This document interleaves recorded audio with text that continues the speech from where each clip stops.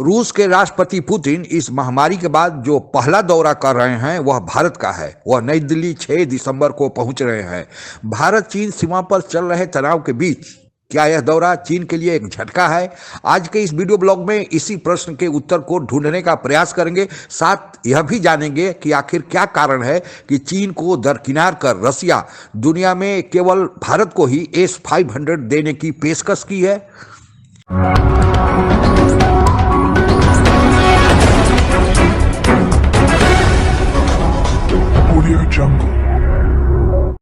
जब सोवियत संघ भी एक सुपर पावर था तो चीन की उसके सामने कोई हैसियत नहीं थी। चीन अमेरिका के शरण में ही अक्सर पाया जाता था। कारण इसका यह था कि सोवियत संघ और चीन के बीच सीमा विवाद भी था और दोनों कम्युनिस्ट देश थे, इसलिए दोनों में वर्चस्व की लड़ाई भी थी।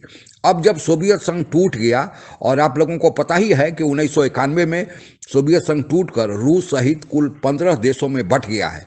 अब चाइना सोवियत संघ पर अपना वर्चस्व स्थापित करना चाहता है, लेकिन आज भी रूस यह मानने को तैयार नहीं, क्योंकि आज की तारीख में जो वर्ल्ड फायर पावर इंडेक्स है उसमें अमेरिका के बाद रसिया की सेना आज भी चीन के सेना से ज़्यादा मजबूत है।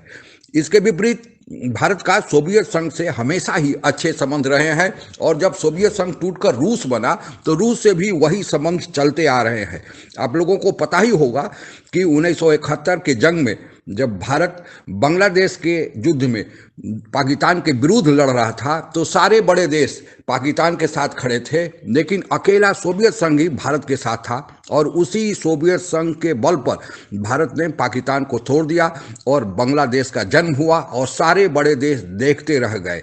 यहाँ तक कि अमेरिका ने 7वां बेड़ा भी भेजा था भारत को धमकाने के लिए, लेकिन रसिया ने जवाब में अपना विश्व विध्वंसक भेज दिया। आज विश्व का राजनीतिक परिदृश्य चेंज हो चुका है। सारे पश्चिमी देश चीन से भी नाराज बैठे हैं और रसिया से भी नाराज बैठे हैं, इसलिए चीन अब मौका देकर रसिया के नज़दीक जाना चाहता है। और दूसरा, सोवियत संघ की आर्थिक स्थिति भी उतनी अच्छी नहीं है, इसलिए मदद के बहाने चीन सोवियत संघ के नज़दीक तो जाना चाहता है, लेकिन अब वह सोवियत संघ का बड़ा भाई भी बनना चाहता है। रूस को अब भी यह कतई मंजूर नहीं कि चीन उसका बड़ा भाई बनने की कोशिश करे, और यही कारण है कि चीन को केवल याद दिलाने के लिए कि वह बड़ा भाई बनने के लिए ज़्यादा उछल कूद न करे, रूस के राष्ट्रपति ने इस महामारी के बाद जो पहला विदेशी दौरा करने का निश्चय किया है वह भारत का है, और वे आगामी 6 दिसंबर को नई दिल्ली पहुंच रहे हैं। साथ ही S-500 देने की पेशकश, जो दुनिया का अब तक का सर्वोत्तम मिसाइल डिफेंस सिस्टम है।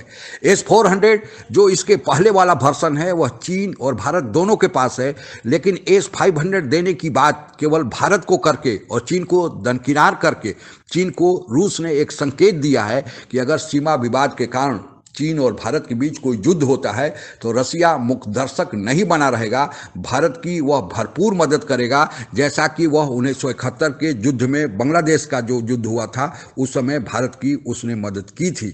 साथ ही रसिया का यह दौरा चीन के साथ साथ अमेरिका और पाकिस्तान दोनों के लिए एक संकेत है। उनके 1971 के जख्मों को ताज़ा करने जैसा है, क्योंकि इस साल 1971 के बांग्लादेश जन्म का 50 साल पूरा हो रहा है और भारत में उसका स्वर्णिम जयंती 50 साल पूरा होने पर मनाया जा रहा है। और वह स्वर्णिम जयंती मनाए जाने का जो सबसे विशेष काल है वह यही काल है जब रूस के राष्ट्रपति भारत आ रहे हैं। आप लोगों को पता ही होगा कि रूस ने भारत की जो मदद की थी वह 1971 के युद्ध में की थी जो बांग्लादेश का जन्म हुआ था, और वह युद्ध 3 दिसंबर को चालू हुआ था और 16 दिसंबर को ख़त्म हुआ था, जब पाकिस्तानी 1 लाख सेना ने भारतीय सेना के सामने सरेंडर किया था।